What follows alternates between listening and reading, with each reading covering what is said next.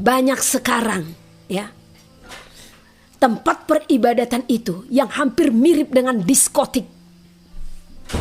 Jadi hanya bedanya rohani ya. Tapi cari hiburan. Saya stres, saya datang ke gereja dulu. Bernyanyi-nyanyi, melompat-lompat di gereja, plong, tanpa disadari tidak ada kuasa dalam peribadatannya. Buat apa engkau plong hanya karena nyanyian puji-pujian yang sukacita, namun Roh Kudus tidak diam dalammu? Apakah ibadahmu dikenan oleh Tuhan?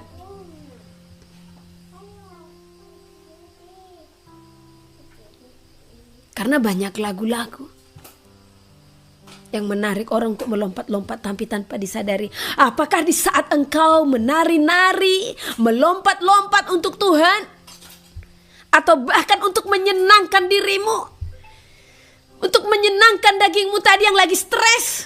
Apa bedanya? Kau jadikan gereja seperti diskotik.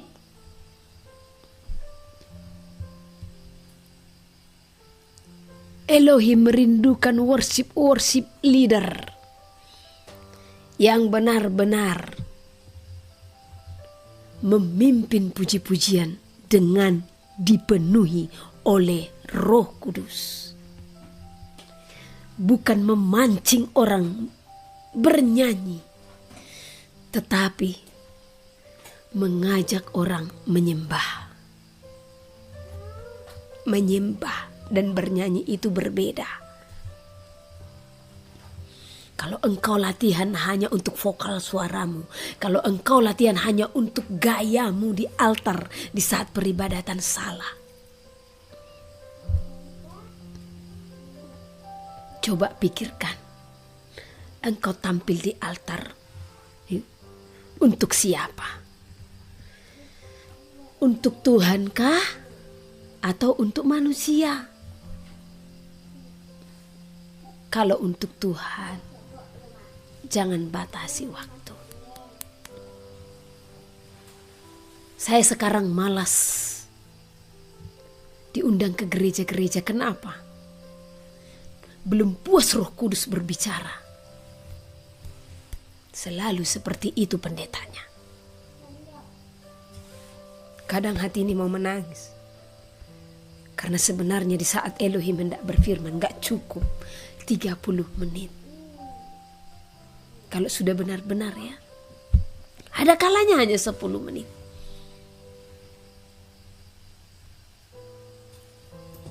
Bertobat. Coba kita renungkan. Banyak gereja-gereja antusias dengan fasilitas. Ya. Antusias dengan aksesoris sampai buat efek smoke itu ya, smoke ya. Asap-asap smoke efek ya. Lampu kerlap-kerlip. Latar di belakang warna hitam untuk menonjolkan lampu yang kerlap-kerlip tadi. Sadar enggak hitam itu lambang dari kegelapan? Mengapa harus ini yang kita adopsi? Dari sana saja terpancar, tujuannya untuk apa? Diskotik ya seperti itu. Dibuat dia gelap, dibuat cahaya remang-remang. Ya, supaya lampu kerlap-kerlipnya ini menyinari sekeliling. Kenapa gereja sekarang harus seperti itu? Apa itu yang Tuhan kenang? Tidak, hatimu yang Tuhan kenang. Bagaimana engkau datang menyembahnya? Bagaimana hatimu yang tulus datang menyembahnya? Tuhan tidak melihat penampilanmu, yang penting kamu sopan, rapi. Yang ada engkau memakai pakaian yang tidak selayaknya sebagai seorang perempuan engkau melayani di altar. Firman Tuhan juga sudah berkata, kalau bagi wanita berpakaianlah selayaknya seperti wanita.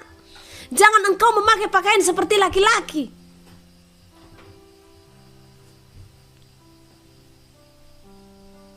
Orang lebih menonjolkan penampilan di saat mau melayani di altar. Ya. Sayang, ya. Sayang sekali. Kalau gereja-gereja seperti ini hatinya tidak sepenuhnya di dalam Tuhan, ya. Ingat saudara, hari peribadatan itu harus full, itu sepenuhnya untuk Tuhan. Satu hari itu harus full untuk Tuhan. Yang ada saudara pulang beribadah, pergi kemana, pergi ke mall, ya, pergi ke restoran, ya. Apakah itu beribadah? Saudara hanya memuaskan daging saudara saja, datang ke gereja untuk apa? Melompat-lompat.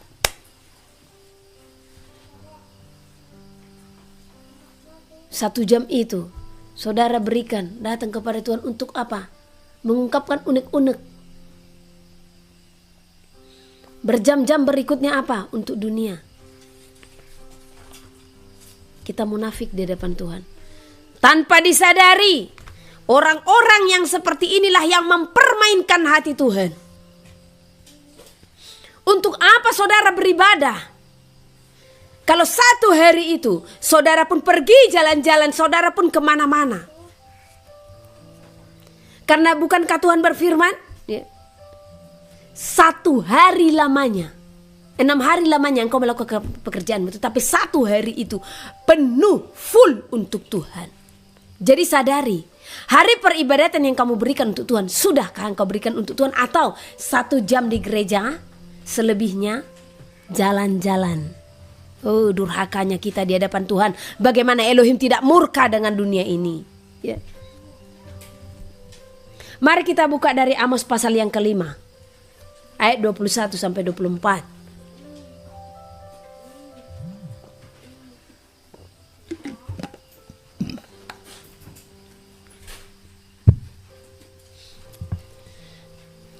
Di Amos 5 ayat 21 sampai 24. Perikopnya, ibadah Israel dibenci Tuhan. Siapa Israel? Saya pernah sampaikan kepada saudara, Israel itu adalah bangsa yang telah dibawa keluar dari masa perbudakan. Israel itu adalah saudara dan saya. Ya. Aku membenci firman Tuhan. Aku menghinakan perayaanmu. Dan aku tidak senang kepada perkumpulan rayamu. Banyak perayaan-perayaan yang dilakukan oleh gereja-gereja. Sekarang yang menjadi pertanyaan, apakah perayaanmu itu dikenan oleh Tuhan? Apakah perayaanmu itu menyenangkan hati Tuhan? Di saat engkau mengatakan melakukan perayaan apapun itu, baik perayaan hari kelahirannya, perayaan apa lagi banyak ya. Nah, apakah di saat perayaan-perayaanmu itu engkau dikenan oleh Tuhan, atau ibadahmu, perayaanmu dikenan oleh Tuhan? Itu menjadi satu pertanyaan yang harus engkau nyatakan, ya. Saya lihat, ya, ini kontroversi sebenarnya tentang Natal, ya. Sebenarnya ini di sini saya tidak berbicara masalah bulannya dulu, ya, masalah perayaannya. Banyak orang merayakan hari Natal 25 Desember. Ya. Di dalam perayaan mereka, mereka mengatakan menyambut hari kelahiran Tuhan Yahusua. Namun yang menjadi pertanyaan, apakah perayaan itu dikenan oleh Tuhan? Bagaimana Elohim bisa berkenan atas perayaan-perayaan? Coba saudara berpikir, ya. Saya pernah melihat satu video, ini di Lombok ini. Ya, saya sebut aja namanya supaya orang di Lombok sadar juga, ya kan. Nah, kalau memang ada terlibat di sana. Saya melihat video, ya. Para kaum wanita, enggak hanya wanita, ada laki-laki juga, ya. Mereka memakai kaos dan memakai celana. Ya. Namanya celana, itu membentuk lekukan tubuh. Ya. Firman Tuhan berkata, jangan kita memakai pakaian yang membentuk lekukan tubuh. Janganlah engkau berpakaian selayaknya lelaki. Nah, jadi perempuan itu pakai celana. Celananya ketat, ya, dan warnanya hari itu cerah. Mereka menari. Dan tarian mereka itu, ya, ada yang hadap belakang membelakangi para pemirsa. Coba, apakah dikenan Tuhan yang seperti ini ya? Dengan tarian-tarian, dan lebih dahsyatnya, ada lagi di beberapa wilayah, mereka bahkan menari-nari dengan lagu dunia ya. Ada lagi membuat acara pelelangan. Lebih herannya lagi, ada yang pakai acara mabuk-mabukan. Apa ini? Pernah nggak kita sadari kalau yang seperti ini bahkan seperti menghina hadirat Tuhan? Jadi saya sampaikan kepada saudara-saudara yang masih melakukan perayaan-perayaan tersebut, jikalau tidak ada kekudusan dalam hatimu atau tidak ada kekudusan dalam peribadatan atau perayaan itu, keluar. Untuk apa ikut di dalam perayaan yang melukai hati Bapa? Ya. Di tempat saya di Tanah Batak, karena saya ingat, saya dulu ikut berperan di dalamnya. Setiap hari Natal itu, ya, akan ada lelang. Jadi nanti kami muda-mudi memegang lelang ini ya. Lelangnya apa saudara? Bir. Ya. Apalagi yang warna hitam, Pigor ya. Ya. Nah. Red Label. Makanan-makanan ada ayam panggang segala macam ya. Dilelang. Nanti lagunya apa? Lagu dunia. 1, 2, 3. Udah sambil joget-joget dihantarkan ini kepada orang yang menang dalam pelelangan. Wow. Seperti inikah? Dan anak-anak itu pun nanti akan dibuat berjoget-joget dengan lagu-lagu dunia. Ya. Nanti para orang-orang tua menyumbangkan uang kepada anak-anak. Seperti inikah yang Tuhan kenan? Apa bedanya itu dengan perayaan paganisme? Karena orang pagan juga di tanggal 25 Desember mereka merayakan ya hari kelahiran Dewa Matahari dengan pesta pora. Sama toh?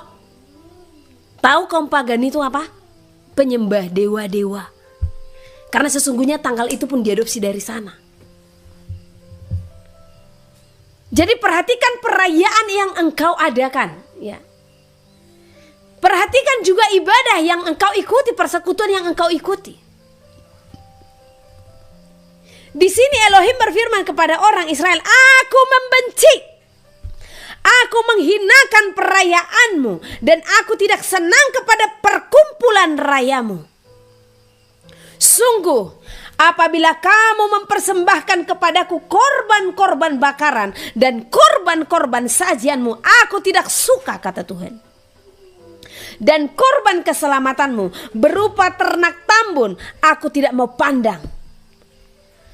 Jauhkanlah daripadaku keramaian nyanyian-nyanyianmu, lagu gambusmu tidak mau aku dengar." Jadi mau nyanyi pun saudara di gereja ya, suka-sukamu Tuhan, seperti itu ya. Namun kalau hatimu tidak sepenuhnya menyembah, Tuhan tidak suka. Bahkan Tuhan akan katakan, "Jauhkanlah daripadaku keramaian nyanyian-nyanyianmu, lagu gambusmu tidak mau aku dengar." Kenapa Elohim tidak mau mendengar? Karena ketegar tangkukan daripada bangsa Israel ya. Tetapi biarlah keadilan bergulung-gulung seperti air dan kebenaran seperti sungai yang selalu mengalir. Inilah yang Tuhan kehendaki. Dan keadilan Tuhan pun akan nyata bagi orang-orang yang mempermainkan Elohim. Keadilan Tuhan pun akan nyata dikatakan kepada orang-orang yang tidak beribadah yang benar, yang tidak beribadah yang mengandung kuasa. Coba lihat bagaimana kerasnya Elohim berfirman kepada bangsa Israel.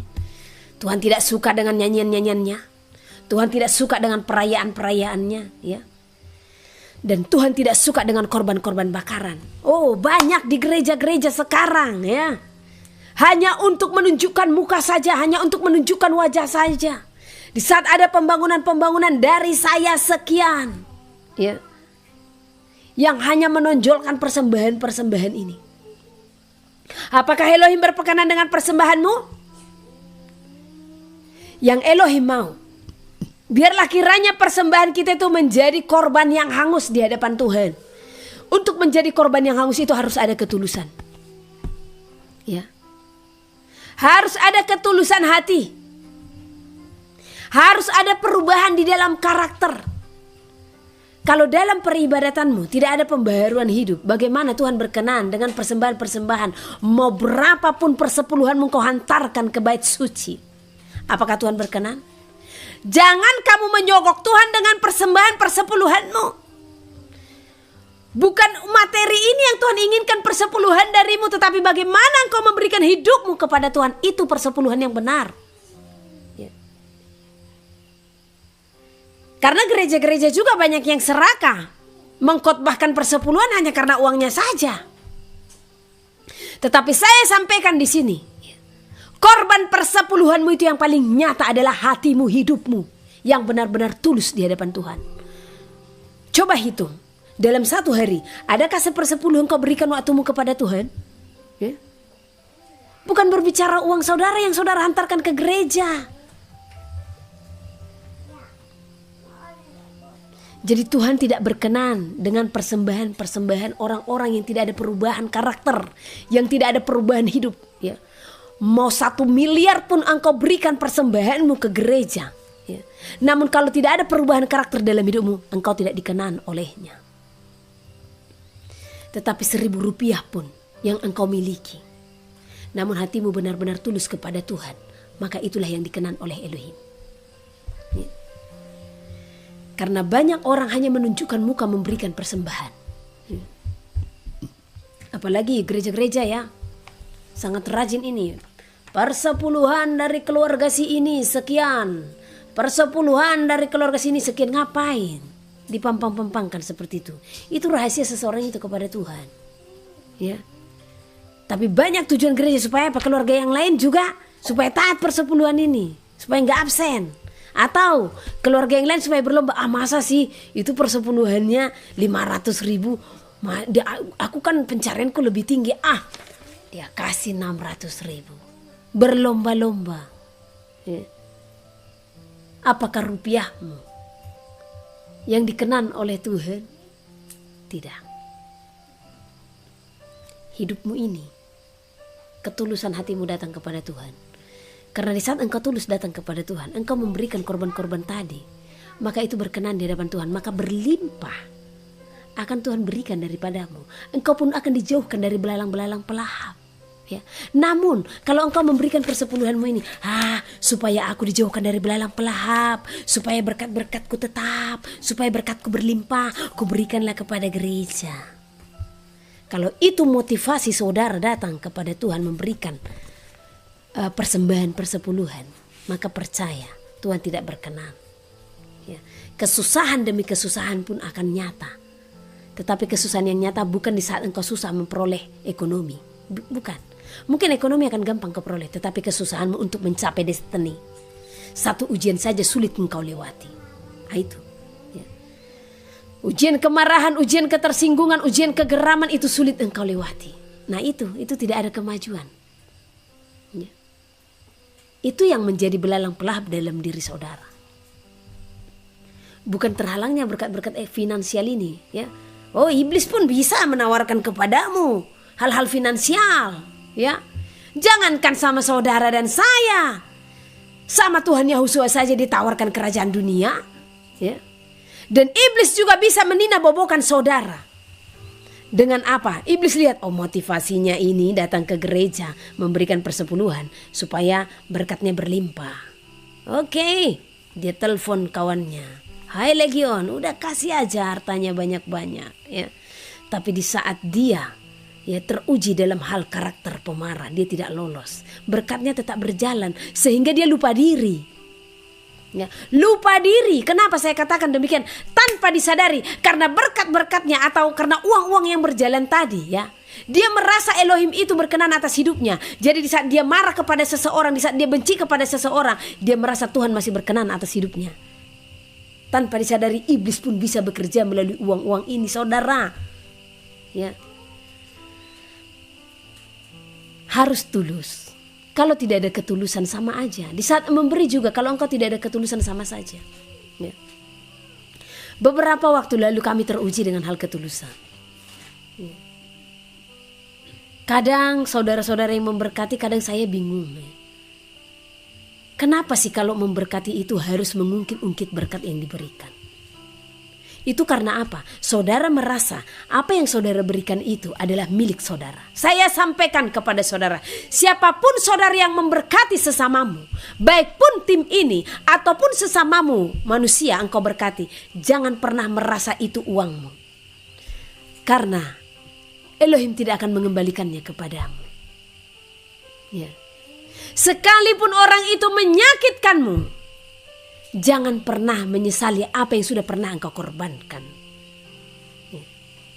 Apalagi jika itu tidak menyakitimu. Ya. Saya sering kaget. Ya. Jadi saya sampaikan. Karena sekalipun saudara memberkati kami, kami pun melakukan hal yang sama kepada sesama kami. Mungkin berkat yang saudara berikan itu masih 1/1000 atau 1/100.000 dari apa yang saudara miliki, saudara berikan ke pelayanan ini. Tetapi pelayanan ini sudah memberikan 100% yang dia miliki kepada yang berkekurangan. Itu sudah kami lakukan. Sekalipun nilainya berbeda dari apa yang saudara berikan. Satu contoh, saudara memiliki uang ya 100 juta di ATM. Saudara memberkati kami 1 juta. Mana lebih besar daripada kami memberkati uang kami hanya 3 juta di ATM, tetapi kami berikan 2.900.000. Oh janganlah dulu lebih besar dia. Oke, uang kami hanya 500.000 di ATM, tapi kami memberikan 450.000. Nilainya lebih besar dari yang saudara berikan tadi ya. Oke ya, 10 juta saya taruh 10 juta. Saudara berikan 10 juta dari uang saudara yang ratusan juta. Saudara berikan 10 juta. Ya. Saya yang punya uang 500.000, saya berikan 450.000. Mana lebih besar jumlahnya? Tetapi seharusnya setiap kita yang memberkati haruslah dengan hati yang tulus. Jangan pernah memberkati orang untuk imbalan balas jasa. Itu namanya tidak memberkati. Ya. Miris kalau melihat orang-orang yang seperti ini. Miris. Jadi kembali, bagaimana Tuhan tidak berfirman? Ya, sungguh apabila kamu mempersembahkan kepadaku korban-korban bakaran dan korban-korban sajianmu, aku tidak suka. Dan korban keselamatanmu berupa ternak yang tambun, aku tidak mau pandang, kata Tuhan. Mau 100 juta pun yang kau berkati, kalau namun hatimu tidak ada ketulusan, maka Tuhan pun tidak akan memandang persembahan saudara. Jadi berkat-berkat yang kita berikan harus dibarengi dengan apa? Hati yang tulus. Sekalipun orang lain itu menyakitkanmu. Ya. Kami sering kali memberkati orang, namun pada akhirnya kembali untuk menyerang kami. Tetapi apa? Saya selalu bilang sama Tuhan, kasihi dia Tuhan. Jadi jangan pernah menghitung berkat-berkat yang kau berikan kepada sesamamu. Karena apa? Itu milik Tuhan. Aset Elohim yang diberikan pertanggungjawaban kepada saudara dan saya. Untuk kita kelola kemana jalan-jalannya ini nanti. Kalau Tuhan katakan ini untuk fakir miskin, berikan.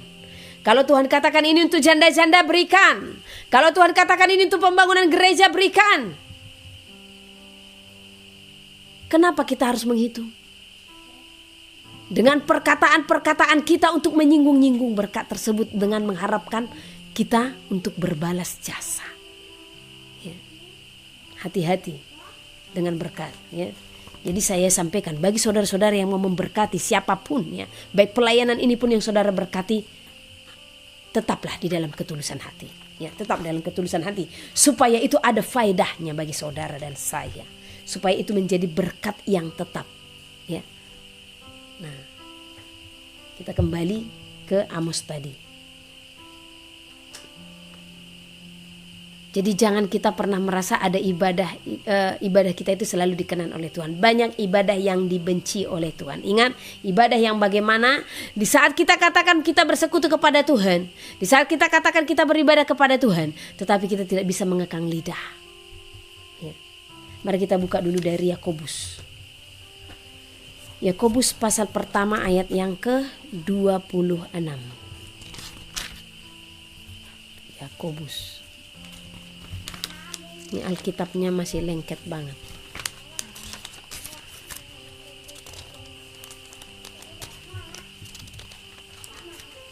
Terima kasih buat kitab sucinya. Yakobus pasal yang pertama, ayat yang ke-26.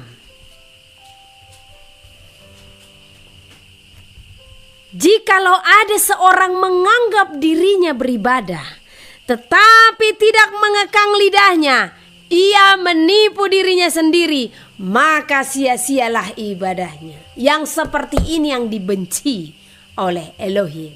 Ya. Kita katakan kita beribadah, tetapi kita tidak bisa mengekang lidah kita. Maka yang seperti ini Elohim tidak berkenan.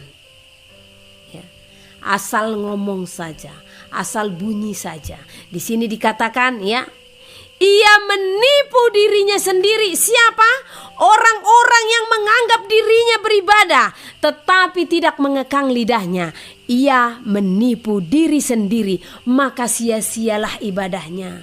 Percuma saudara pergi ke gereja, pergi persekutuan, tetapi tidak bisa mengekang lidah. Sia-sia ibadah saudara. Saudara pun menipu diri sendiri dengan apa? Mengatakan mau datang beribadah. Datang beribadah itu mengabdi kepada Tuhan sepenuhnya. Datang beribadah itu menyerahkan diri sepenuhnya kepada Tuhan. Datang beribadah kepada Tuhan itu adalah menyembah Elohim yang Maha Kudus. Tapi kalau tidak bisa mengekang lidah, itu namanya menipu diri sendiri. Ya, maka sia-sia ibadah yang dilakukan. Ya. Jadi orang-orang yang seperti ini yang masih geram, marah ya. Ini orang yang tidak ada kuasa dalam peribadatan ya. Kita buka dulu dari 2 Timotius. 2 Timotius pasal yang ketiga, ayat yang kelima. Jadi orang yang masih tidak bisa mengekang lidah, biasanya itu orang apa? Ya, orang yang suka marah, ya. Orang yang sering mengucapkan kata-kata kotor. Orang yang sering mengucapkan kata-kata yang sia-sia. Kegeraman ada pada dirinya yang tidak bisa mengekang lidahnya, ya. Maka orang ini disebut secara lahiriah, ya. 2 Timotius pasal yang ketiga ayat yang kelima. Secara lahiriah mereka menjalankan ibadah mereka, tetapi pada hakikatnya mereka memungkiri kekuatannya. Jauhilah mereka itu. Mau dicatat ya, untuk menjauhi orang yang seperti ini. Kenapa? Karena Elohim murka dengan orang-orang yang seperti ini, yang katanya beribadah tetapi tidak bisa pengendalian diri, ya, buah roh penguasaan diri. Ya. Manusia yang seperti apa? Manusia yang menyombongkan diri, itu di ayat yang di atas ya, keadaan manusia pada akhir zaman. Ya. Yang menjadi pemfitnah, yang memberontak terhadap orang tua yang tidak tahu berterima kasih, yang tidak peduli akan agama, tidak tahu mengasihi, tidak mau berdamai. Ini tidak mau berdamai ini sering kali saya temukan di lapangan. Ya, saya sedikit cerita pengalaman yang kami alami beberapa waktu silam di satu wilayah ya, di mana waktu kami pergi keluar kota. Saya ceritakan ini sebagai bahan perenungan dan bahan pelajaran bagi kita semua. Saat itu saya disampaikan Elohim untuk menyampaikan pesan kepada seorang yang juga ya, karena kita semua anak Elohim ya. Nah, pesan Elohim itu apa? Supaya dia menyampaikan suara Tuhan yang benar-benar, suara Tuhan. Jadi sebenarnya pengkoreksian ya. Nah, tetapi sesungguhnya karena kasihlah Tuhan menyuruh kami ke sana. Kenapa? Tuhan tahu di dalam diri seseorang ini ada suara-suara yang disampaikan dan diklaim suara Tuhan sepenuhnya. Sebenarnya Tuhan bisa marah gak? Bisa. Di perjanjian lama, di ulangan, itu dikatakan jika seorang nabi menyampaikan sesuatu dari Tuhan, tetapi itu tidak dari Tuhan, maka nabi itu akan mati. Nah, Di zaman ini ada kasih karunia, ada kemurahan tadi, ada kesempatan tadi, ada kelemah lembutan tadi, ada kebaikan tadi, ada kesabaran tadi yang memberikan kita kesempatan untuk memulihkan ini semua. Tuhan melihat seseorang ini, ya kan? Maka dari buahnya kita harus melihat dan mengenali apakah benar Elohim berfirman kepada dia atau tidak. Ya. Satu hal saya sampaikan dan kembali dan selalu saya sampaikan kepada saudara. Oh, keras banget. Ya, tidak akan berfirman kepada seorang pemarah. Enggak. Tidak akan. Kecuali karakternya ini sudah benar-benar dilepas. Kalau itu masih diam dalam dirinya, maka percaya, ya. Suara hati, suara pikiran itu bisa dia dengar terpisah sehingga dia mengklaim itu suara Tuhan. Ingat, suara hati dan pikiran itu juga baik kalau dia orang yang di dalam Tuhan. Ya. Tetapi tidak benar. Ya. Dan yang seperti ini iblis pun bisa menyusup. Jadi Tuhan sampaikan kepada saya, pergilah, sampaikan kepadanya. Ya. Jikalau suara yang dia dengar adalah percampuran, masih banyak yang dia sampaikan berasal dari pikirannya dan suara hatinya. Saya sampaikan. Ya. Awal sih didengarkan. Ya. Namun ada waktu berjalan berapa hari. Ya. Pesan itu pun jadi terbalik. Ya. Dengan apa? Penolakan. Ya. Dia sendiri yang membalikkan. Ya. Penolakan pun terjadi. Padahal karena kasih loh Tuhan menghantarkan kami datang menjumpainya begitu jauhnya dari Sumatera ke Jawa, ya. Karena kasih. Karena Tuhan memberikan dia kesempatan untuk memulihkan keadaan. Ya. Dan pada akhirnya sesuatu yang besar pun terjadi, ya. Dan ini sejarahnya saya pulang dari satu wilayah dengan apa? Berurai air mata. Karena bisa-bisanya saya pulang dari satu tempat, ya. Malam itu tuan rumah tidak tidur di rumah itu.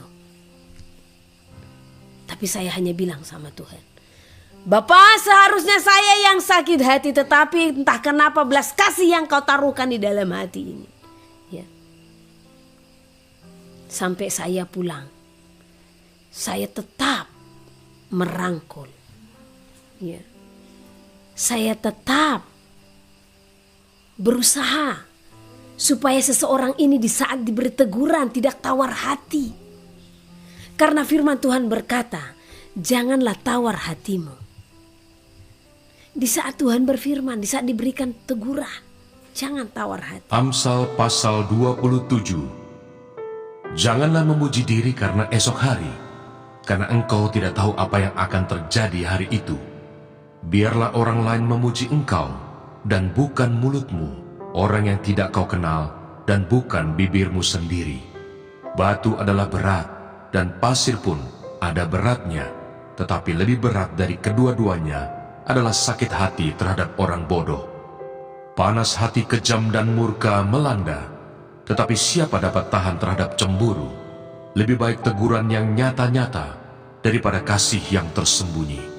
Seorang kawan memukul dengan maksud baik, tapi seorang lawan mencium secara berlimpah-limpah. Orang yang kenyang menginjak-injak madu, tetapi bagi orang yang lapar, segala yang pahit dirasakan manis. Seperti burung yang lari dari sarangnya, demikianlah orang yang lari dari kediamannya.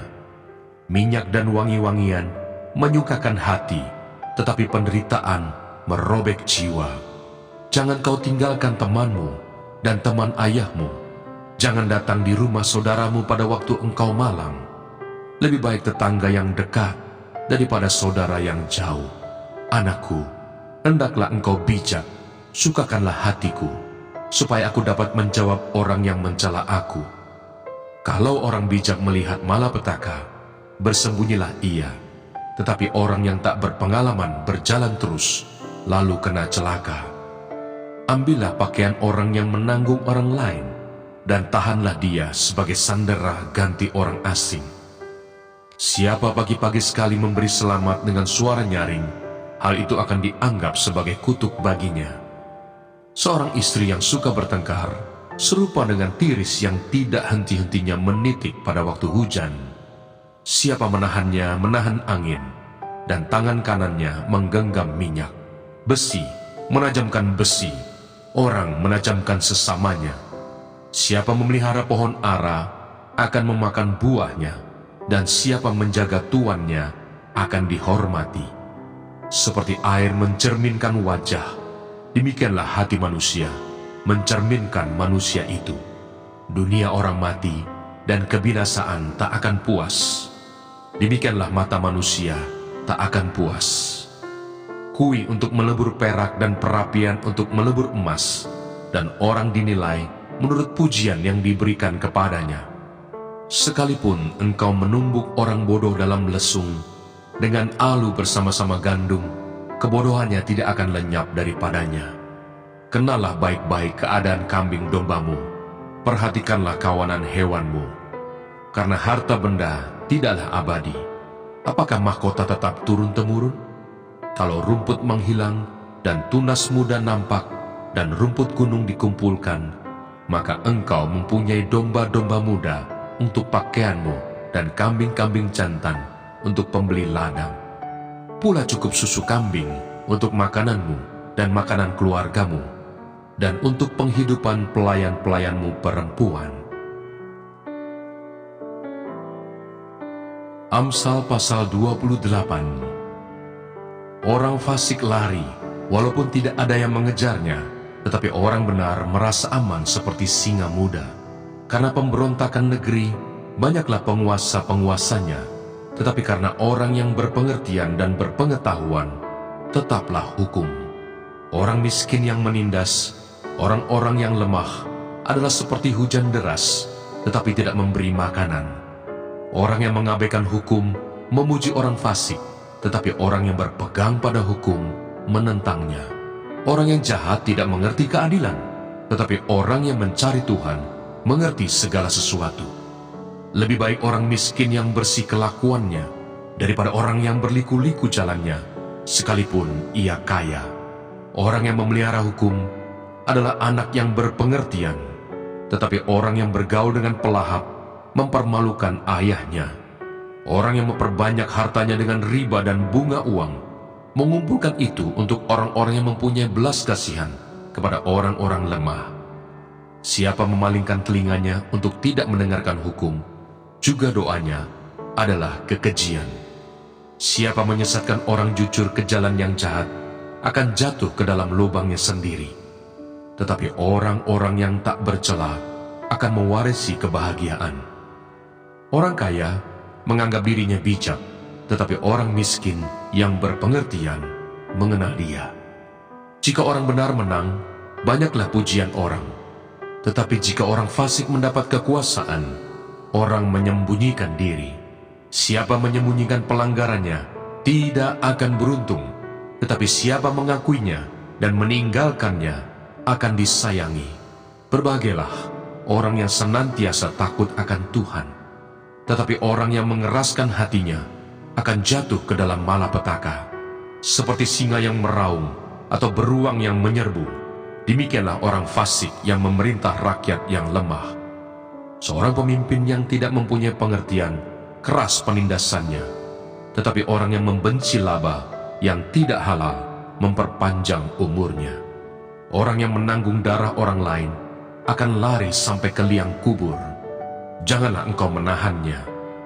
Siapa berlaku tidak bercela akan diselamatkan, tetapi siapa berliku-liku jalannya akan jatuh ke dalam lubang.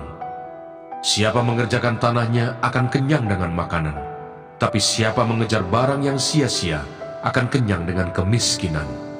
Orang yang dapat dipercaya mendapat banyak berkat, tetapi orang yang ingin cepat menjadi kaya tidak akan luput dari hukuman. Memandang bulu tidaklah baik, tetapi untuk sekerat roti orang membuat pelanggaran. Orang yang kikir tergesa-gesa mengejar harta dan tidak mengetahui bahwa ia akan mengalami kekurangan. Siapa menegur orang akan kemudian lebih disayangi daripada orang yang menjilat. Siapa merampasi ayah dan ibunya dan menyangka bahwa itu bukan suatu pelanggaran, ia sendiri adalah kawan si perusak. Orang yang loba menimbulkan pertengkaran, tetapi siapa percaya kepada Tuhan, diberi kelimpahan. Siapa percaya kepada hatinya sendiri adalah orang bebal, tetapi siapa berlaku dengan bijak akan selamat. Siapa memberi kepada orang miskin tak akan berkekurangan, tetapi orang yang menutup matanya akan sangat dikutuki.